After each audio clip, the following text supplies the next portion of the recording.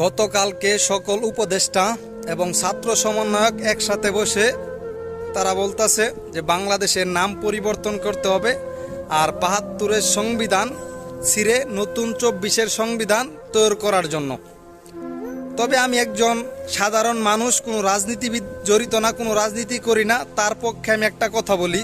তোমরা যদি বাংলাদেশের নাম পরিবর্তন করতে চাও তাহলে তোমাদেরকে একটা কথা বলি, তোমরা সর্বপ্রথম বাংলা ভাষায় কথা বলা বন্ধ করে দাও। কারণ বাংলাদেশ তোমাদের অর্জন না, আর বাংলা ভাষা তোমাদের অর্জন না। কারণ বাংলাদেশের জন্য ৩০ লক্ষ শহীদ এবং ২ লক্ষ মা বোনের ইজ্জতের বিনিময়ে এই বাংলাদেশ অর্জন হয়েছে।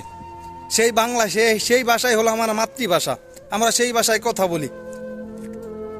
আজকে তোমরা সেটাকে পরিবর্তন করার জন্য উঠে পড়ে লাগছো। তবে একটা কথা বলি, বছরে ৩৬৫ দিন, ৩৬৫ দিনের মধ্যে যদি তোমার ৩৬৪ দিন থাকে, অন্য কারো একটা দিন আসতে পারে। যেমন ভবিষ্যতে সাবেক প্রধানমন্ত্রী শেখ হাসিনা যা করছে, এখন তার কড়াই গুন্ডা হিসাব হচ্ছে। তোমরা যা করবা ভবিষ্যতে তোমাদেরও সেকেন্ডে সেকেন্ডে হিসাব হবে। কারণ তোমরা ৩৬৫ দিন খাবে, ওই মানুষটা একদিন হলেও খাইব, তো পরবর্তী যে আসবে সেও তোমাদের কাছ থেকে এইভাবে হিসাব নিব। আর তোমরা যা করবা সেও আয়সা সেই পূর্ণরূপ দেখাইব। কারণ তোমরা রাস্তা দেখাইতেছো, সেখানে সেই রাস্তায় হাঁটবো।